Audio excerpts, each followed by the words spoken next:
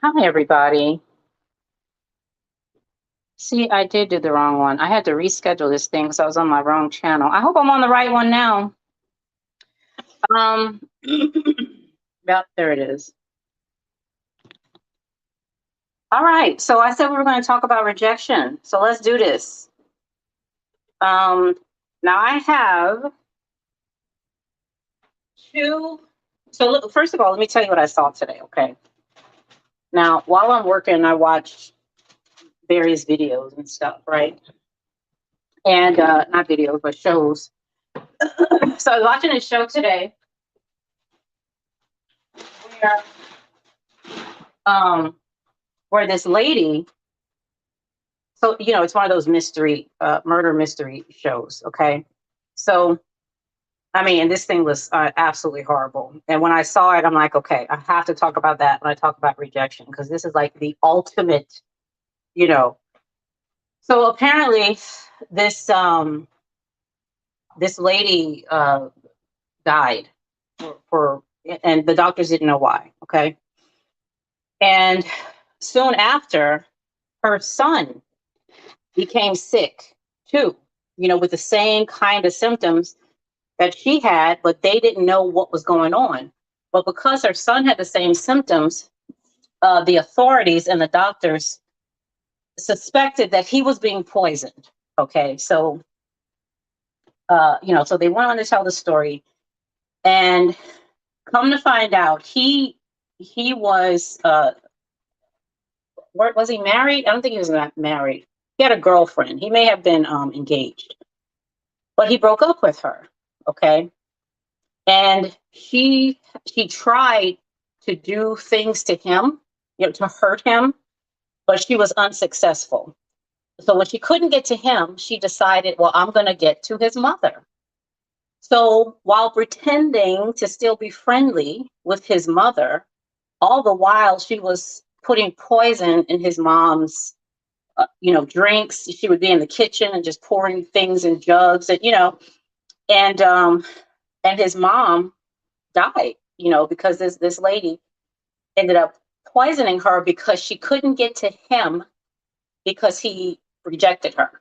He said, I don't, for whatever reason, don't want you anymore, don't want to be with you anymore. And she was having none of that. Okay. So if she couldn't get to him, she said, I'm going to get to your mama, which is what she did. I mean, that was just, I've never heard of that. That was just crazy. So now I have been on both sides of the fence. Okay. I have been rejected and I've been the rejecter. Okay. So I can tell you, and if you're listening to this, I'm sure you have experienced that as well, right? Because it's totally different, depending on what side you're on. All right. So as the person rejected, I was actually cheated on.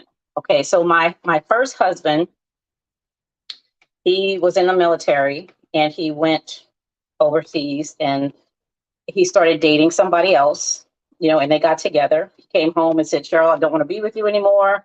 I'm like, what the hell are you talking about? Like, what happened? You know? So, and I felt, I mean, it was terrible. It was terrible. It was terrible, and if you've been rejected, you know exactly what I'm talking about. Like, I felt, it felt like well, number one, it was unreal, you know, especially if you don't see it coming. And I'm sure there were signs, but I didn't, I didn't put two and two together, I guess. Okay. But it was terrible. I cried and cried and cried. I mean, I stopped taking care of myself. It was really, really bad. All right. Now I didn't, want to kill his mom or anything like that. It didn't get, that terrible. But it's a terrible thing to feel like you've been dismissed, to feel like you've been, put aside, like you're not needed. You're not even not needed, wanted. Okay. That's a very, very terrible feeling. And it took me a while to get over that. Okay. It took me a very long time to get over that. And what I mean, get over that, like if I would just think about it, I would start crying. you know, like it had happened. It took me like a whole like year and a half, okay, to even think about what happened and not just break down again. All right. So that's that side. Now, my second husband, I was nowhere near that. Okay. I was so ready and happy to get this person out of my space. It was just, listen, I was hoping he would find somebody. I'm like, look, do you need help? Like, you want me to, I know this chick who I didn't want him to think about me I mean, just nothing. Okay. Cause I was, and it was a terrible breakup too. It was, cause he didn't like being rejected. He was very vindictive and I'm just like, dude, just go. you know, I'm like, just go. I don't want anything. I'm not asking for nothing. All I want is for you to go. Okay. And that's it, And so when that happened, I'm like, man, was my first husband like that? Like, Cheryl, just go. you know, you know, I don't want nothing. Listen, what do you want? I would give you that. That's fine. Here, just go, you know. Uh, so it was really like the exact opposite. Like I had a divorce party for my second one. I was excited. I mean, ecstatic.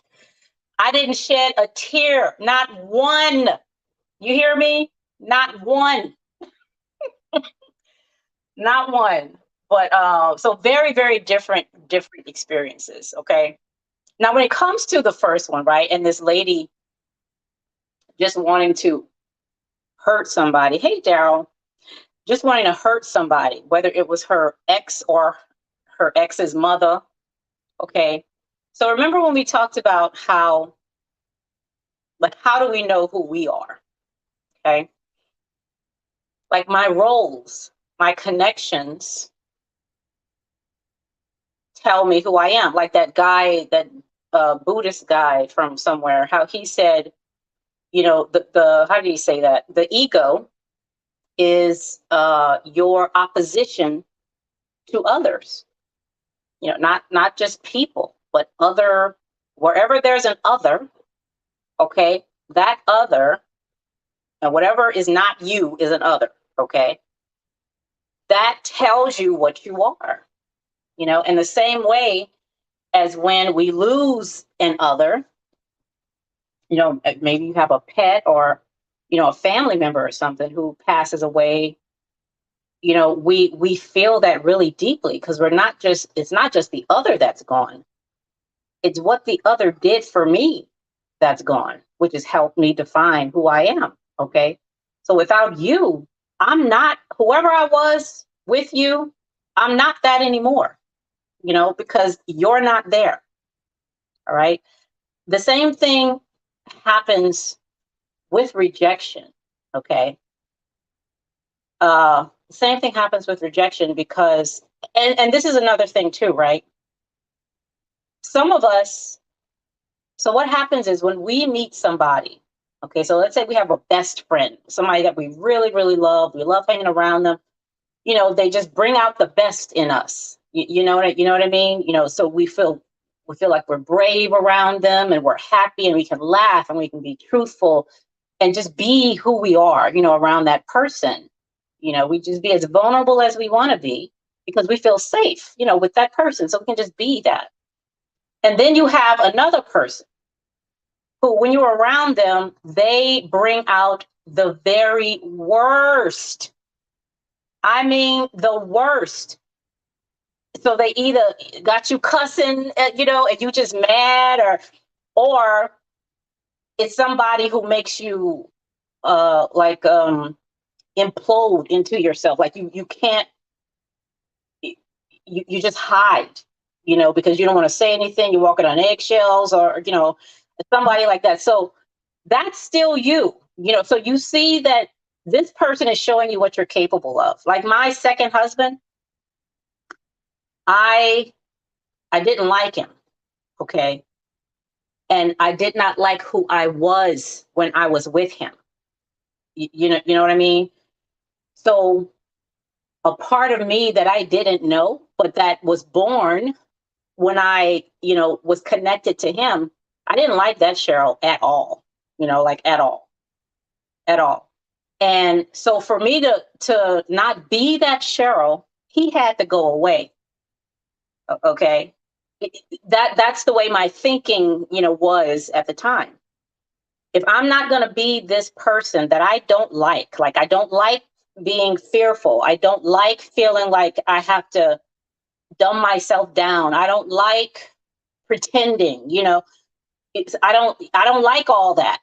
Okay. But when you're around, that's the Cheryl I feel I have to be, in order to keep the peace or whatever the case is, So for me not to be that Cheryl, either I gotta go or you gotta go. You know what I'm saying? so so and that's why I feel a lot of people who, like, they don't just leave, but they do things like this lady did on that show. They actually harm people or even kill them sometimes, right? Because with this person in the world, then who they are when this person is around is also in the world. Okay. So for me not to be afraid or battered or whatever, then I'm not just going to tell you to leave. I'm going to try to take you out of here, because when you leave, remember what I said at the beginning, when somebody we love dies, when you leave, that person that emerges when you're around, you take her with you. Okay. So we don't have that kind of train of thought at the time, but that's what I see. Like that's how I was with my my second husband. I don't like you or me, when this situation includes you. So just go. Like, take whatever, I don't care. All right. But it doesn't have to be that way though. Okay. So it doesn't have to be that way. So number one, let's deal with the first rejection. Okay, where you feel rejected, like somebody is telling you to go, get the hell out. Okay, I don't want to see your face. I don't want to smell your breath. I don't want to know your name. I don't nothing. Okay, just go. Okay. I mean, we feel a certain type of way, especially if we feel like we had some kind of relationship with this person. Okay, it hurts, right? And that's okay. It's okay for it to hurt. Like, that's perfectly fine. But what I know now, what I did not know then, is that other does not define me. Okay, like that totally. That is not because so what I mean by that is, yes, a certain Cheryl emerges when I'm with a certain person. Like, I have a certain relationship with my daughter that I don't have with my son, and the same.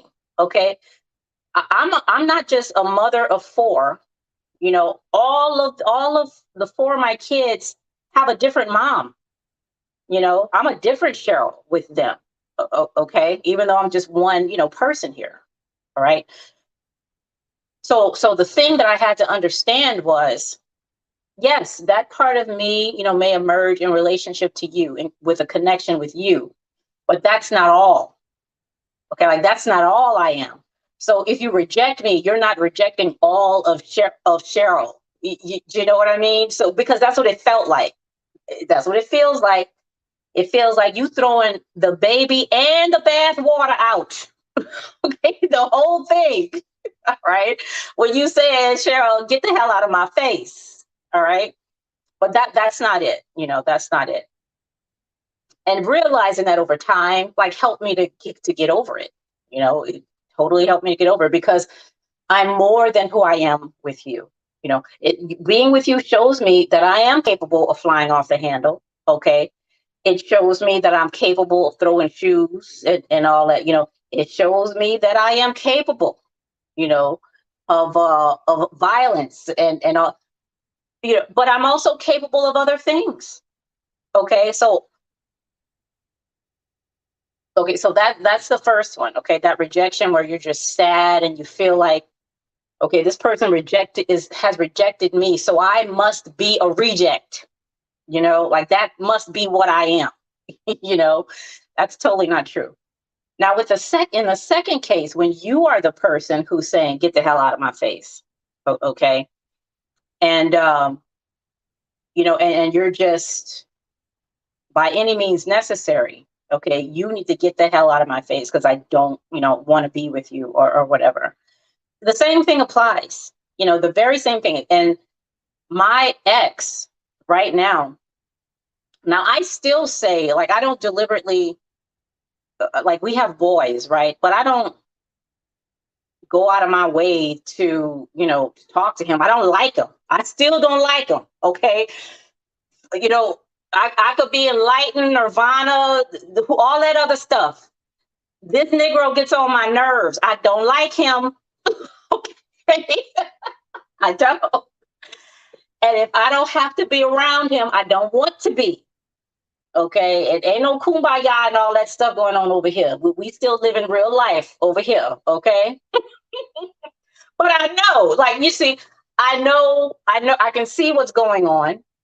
All right. And I can change my mind about that if I want to. I can. I just choose not to. What do you say, Daryl? Yes, I've often wondered how each of my siblings' relationship with my mother was different from mine. Oh yeah, absolutely. And and kids, they notice that. They absolutely 100% notice that. You know, and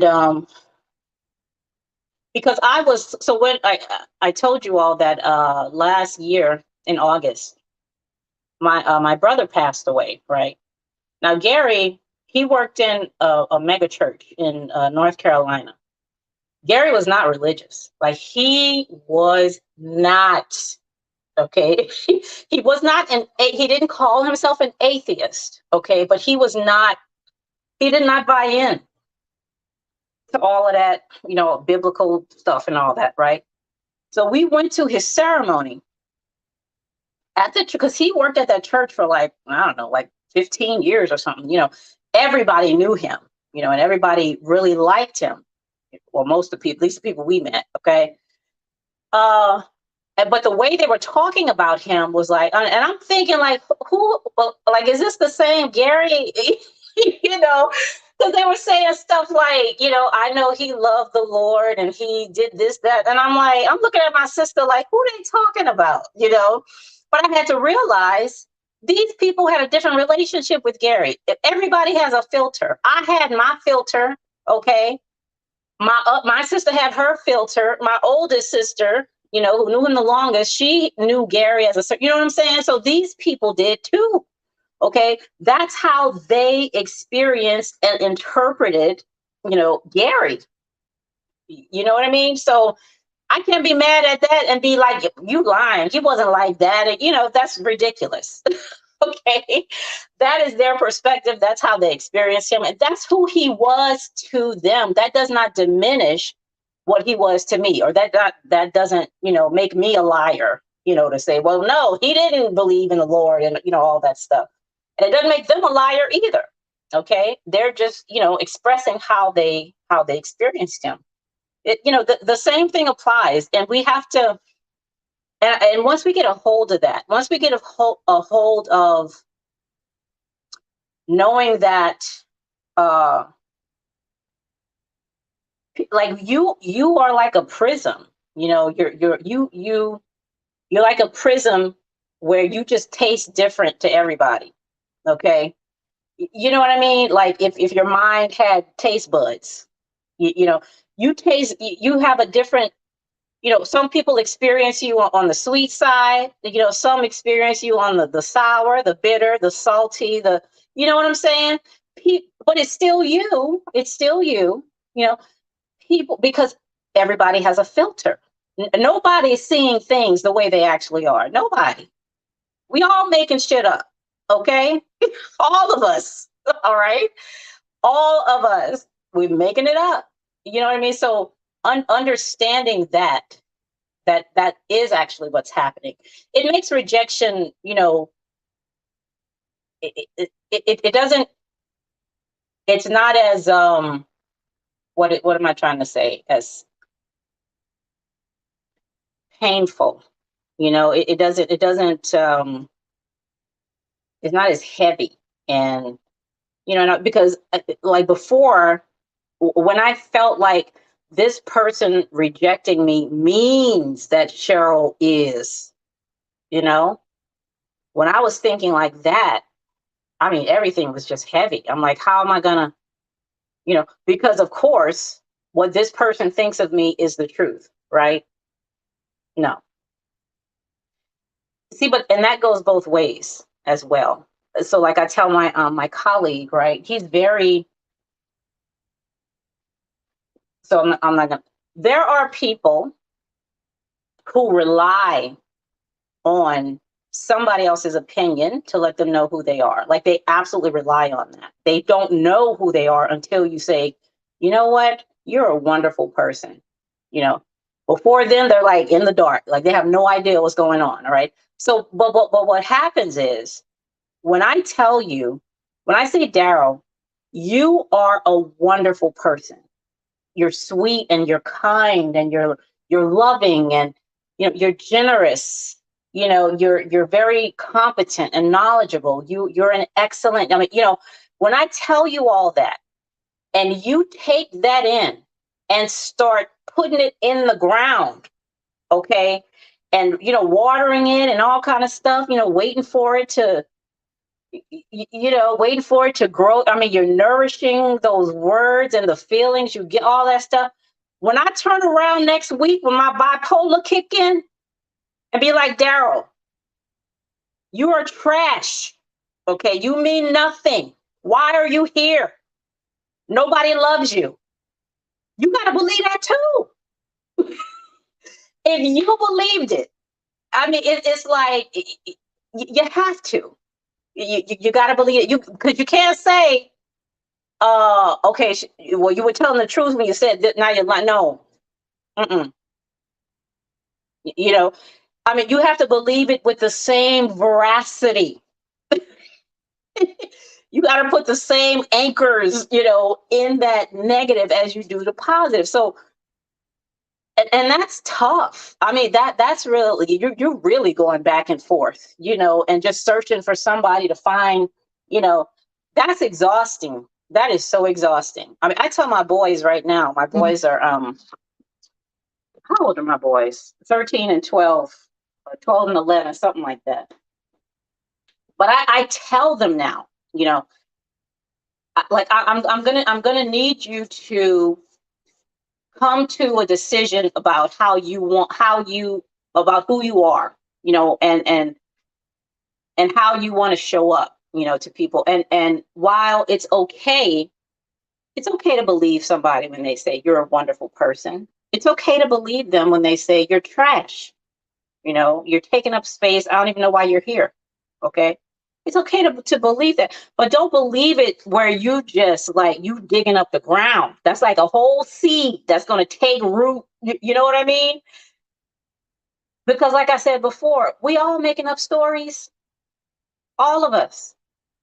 Nobody watches a movie. Well, few of us watch a movie, and take that stuff to heart and think about how Denzel got shot all them times in Training Day, and we that Training Day was years ago, but we still crying about that stuff.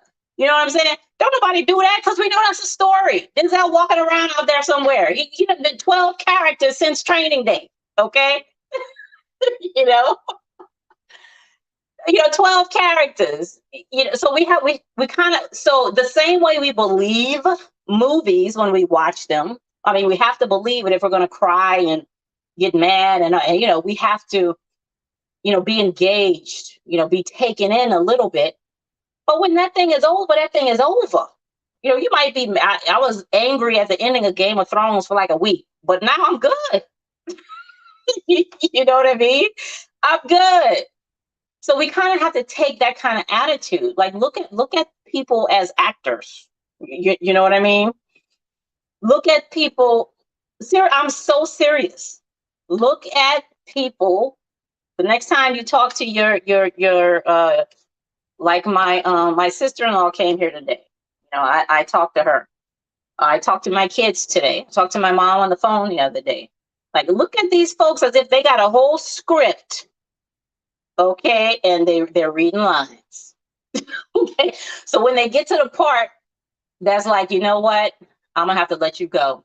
Like this ain't gonna work for me. Okay, look down at your script. See how it says, okay, act sad, be a little angry, throw a cup or whatever. Go ahead and read your lines. Okay. But then I'm gonna need you to get over that. Okay. I would need you to get over that. Okay. Jerry said, sounds like when someone shows you who they are, believe them. Yeah, believe them. Believe them. But believe that and something else. You know, I can believe that uh, I'm incompetent at the same time that I'm believing that I'm competent.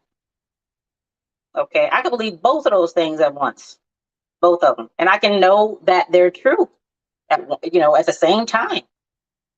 I could be annoying as hell. I sure can. But I can also be very spiritual and calming and, masterly like and guru-ish and all that. I can do all that at the same time. Okay, sure can. So, so if somebody puts you in a place, where you're feeling like you're walking on eggshells or you don't have any control or, uh, you're not stuck. You're never stuck. We're never stuck, ever, ever. Never are we stuck. Okay. Feeling stuck. Okay. That might be in the script, but you're not stuck. Okay. You're not. Even if you're crying, even if you're depressed and all that. Okay. You're not stuck. So don't think that that's just look at instead of looking at everything as evidence that you are, just look at it as evidence that you're not. I'm able to have all these different emotions and experiences and do all this stuff because I'm not stuck. If I was stuck, I'd be happy all the time. Meaning I wouldn't even know what happy was because I need some contrast, don't I? Or I'd be annoyed all the time or laughing can you imagine laughing all day long? You know, they got these people, I forget what they call it, but it's like it's some kind of disorder where they're just having orgasms all day. Okay, all day. At some point, it's like, okay, that's I'm done. Like that's and they're miserable. You hear me? Miserable. Okay. So if you're the fact that we're able to be so, have so many emotions, and I'm sure we have more emotions than we even have names for, you know, you can't be stuck. You know what I'm saying? You can't be stuck.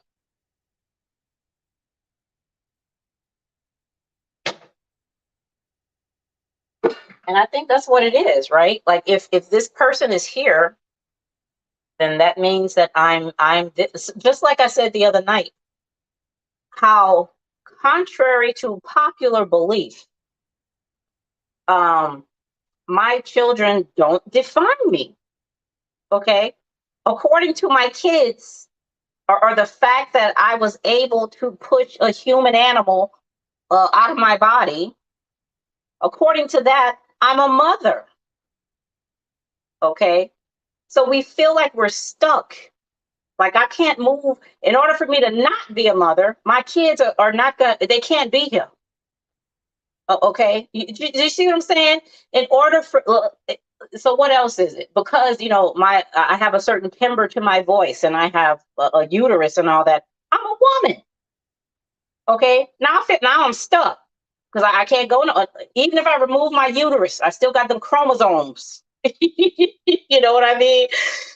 Does that mean I'm stuck in woman? Am I stuck in mother? Am I stuck in black person or person?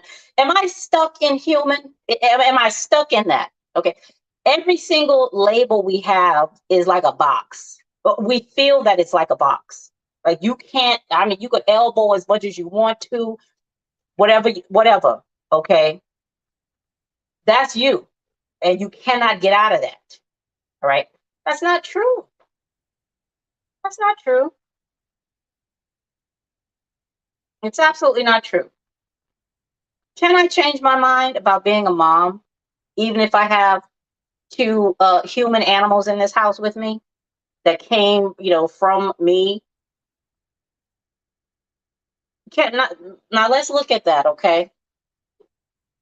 Do I have to be a mother? Is that like a law of physics or something? I mean, can I be something else?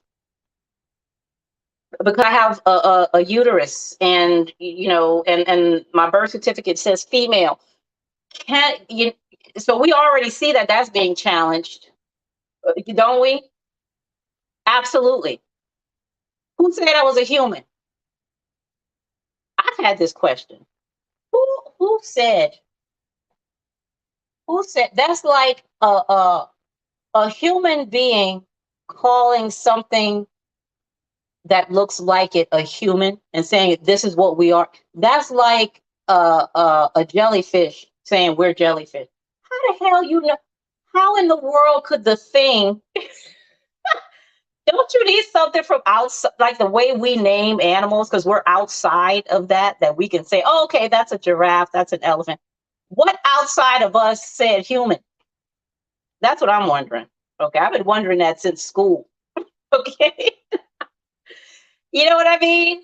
I wrote a story in Tales from Eternity. I think I talk about it on the channel when I go over them stories, but it's Love on Trial. Okay, where I put all the senses on the witness stand. Sight, I need you on the witness stand. How do you know that you are a human being? Every one of the senses points to another sense and says, oh, hearing told me that, or touch told me that, or, you know, and thinking got on the stand, because thinking thinks it knows everything. Okay. But thinking knows nothing without the other senses. You know what I'm saying? So it had to point to all the other senses too. You know what I'm saying? I mean, it's like once you think about it, it's ridiculous. Okay. But my point is, it's a story. We've made it up. Okay. We've made it up. But we've invested a lot in thinking we did not make it up. That's the thing. Okay. In belief, and I say this in Firing God, belief is like a meal ticket. Okay. Belief is like every belief you have. It's a meal ticket to something else. Because if you could get to something else without the belief, you wouldn't have the belief. You wouldn't need it. It would be useless. You know, every single thing we believe is because we're trying. It's like a bridge to whatever that is on the other side. Okay, and the cost is okay. You got to believe this thing first. Then you can get. You know what I mean? I have to believe I'm a mother first. Then I can get this thing over here. Okay, I got to believe I'm a woman. I'm a human. I was put on this earth to rule the animals. I got to do all that. Then I can get, and that's a really interesting thing to investigate, right? Even if you put up like your five, at least the five top beliefs that you can see, because a lot of them we don't even realize we have, child. We don't even realize it. But and see what's on the other side of it.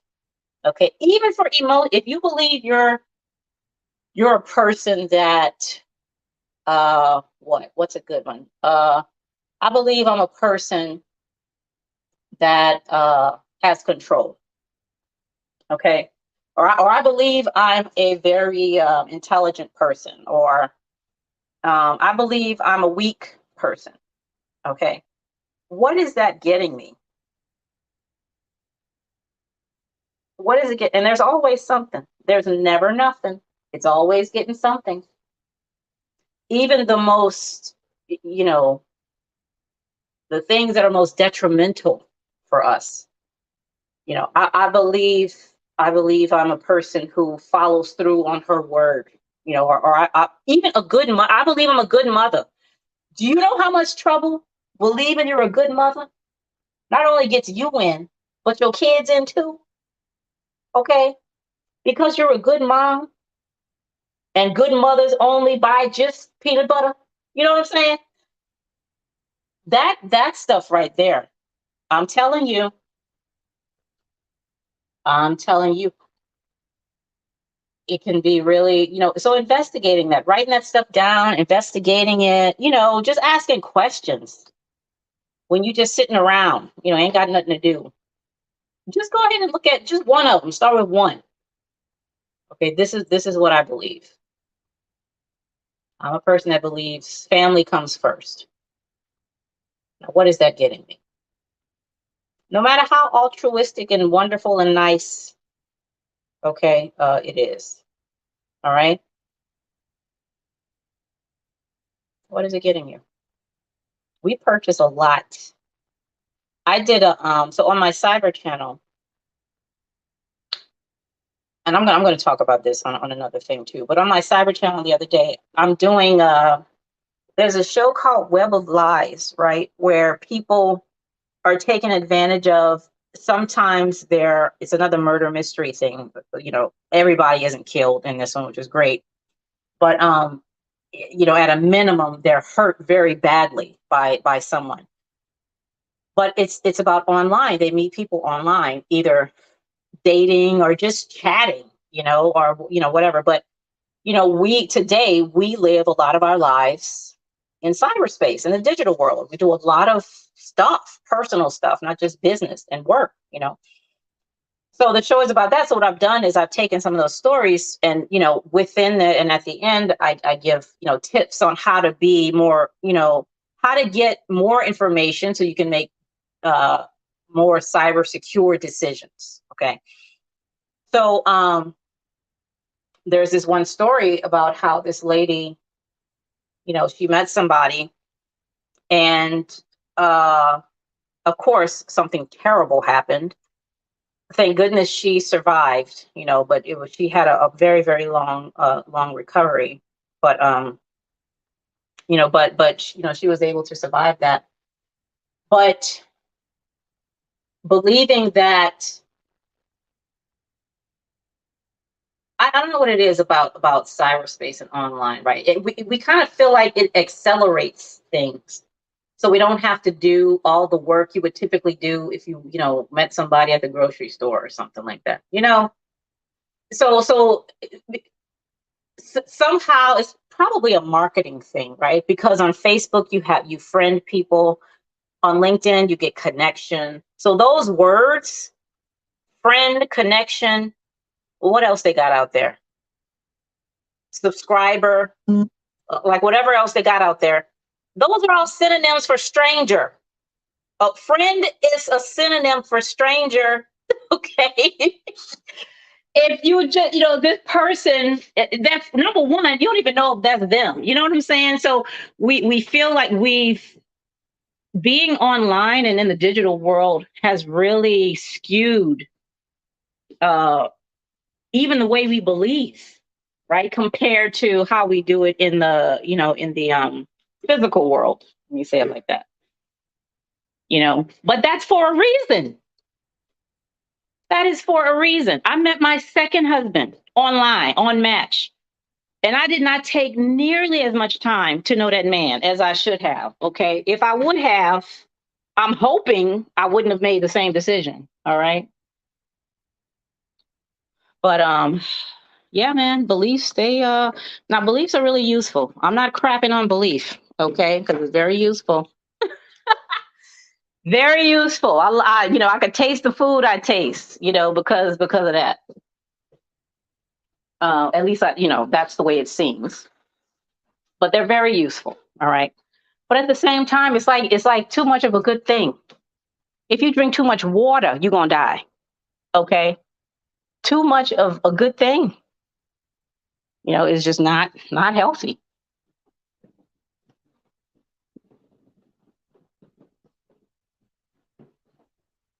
And I just found that out too about the water. I didn't know that because your body has to have like a certain salt content or something like that, and too much water will really actually make you very sick and kill you. Isn't that something?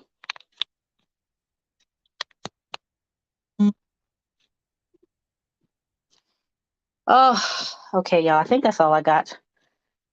That's all I got tonight. Rejection. And I put what I put. I put pain. The pain, like a window pane, right? Because that's really what it is.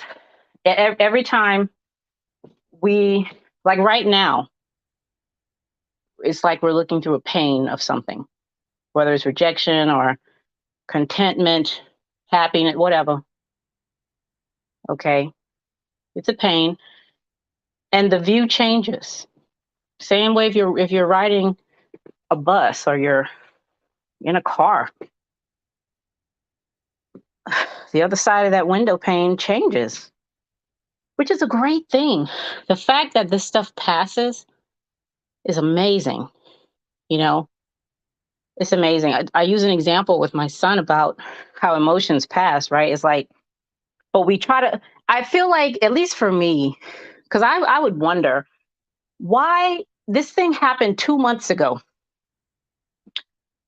Why do I keep bringing it up, you know, and getting angry? It's almost like I'm scared. Now, this sounds weird, right? But it's almost like I'm scared I won't get angry again. Like that was my last chance. So I got to keep bringing up that particular thing, you know, that time when that person cut me off in traffic, you know, or that time when, you know, when I got rejected, or, you know what I'm saying? And it's like, girl, trust. Okay, there'll be more opportunities for anger. Just let that go and just sit back and wait. Okay, because there will be more, and I don't even have to manufacture it. You know, I gotta start some stuff. You know what I mean? It'll come. It's the same thing with laughing. You know, you go see a comedian, you don't have to keep recalling that joke, okay, so you can laugh. Let it go. You know, go ahead and laugh at it. Then let it go. Somebody else gonna tell you a joke, or you're gonna hit your funny bone, or whatever. You'll laugh again. I kind of feel like that's the way we approach emotions. It's almost like we hold on to them because we feel like that's our last chance. You know, I don't know. I don't know. I don't know. That's my impression. We hold on because we feel like that's my last, and no matter how terrible it is, like, you know, that's my last chance. I ain't gonna never be sad again. So let me keep recalling that scene where Queen Latifah got killed and set it off. I gotta, you know, that was so sad. What that sad? Why they had to shoot her all them times? I didn't like that at all. I didn't like it. I did not like it.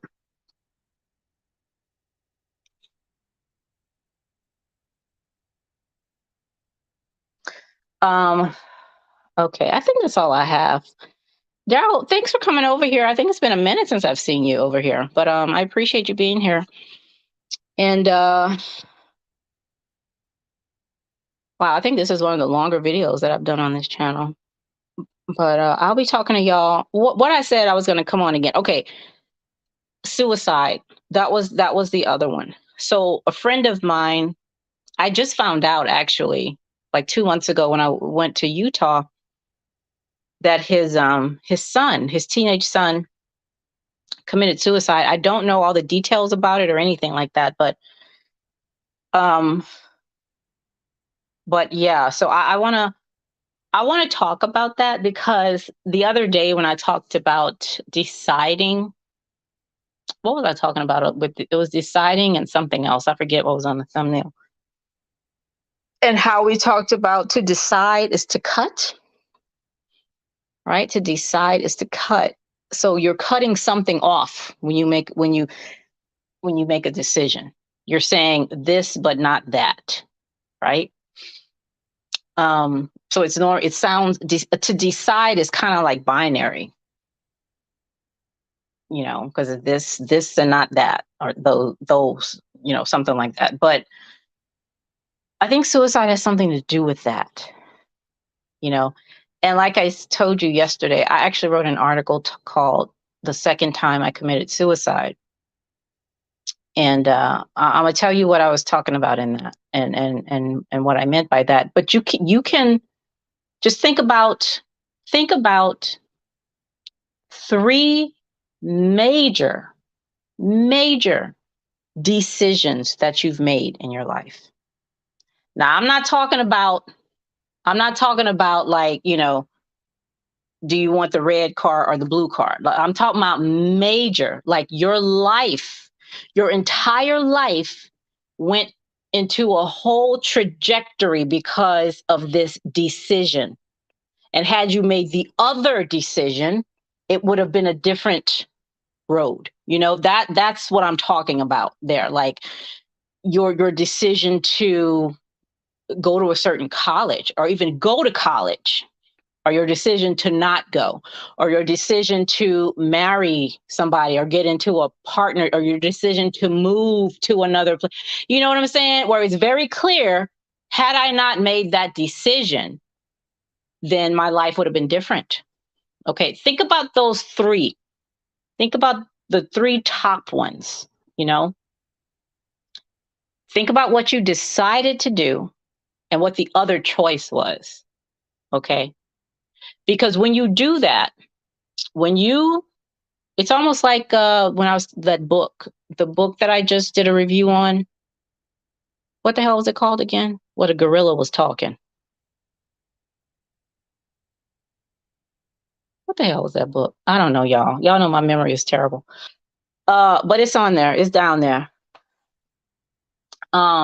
When the guy was talking about how in the Garden of Eden ain't got nothing to do with whether people know how to, follow directions. Okay, it's nothing to do with that. The Garden of Eden and eating the apple or whatever they ate was about whether we were, not that we were going to have knowledge, but that we were going to believe that we had it. Okay, you're either going to believe that you have it or you're not.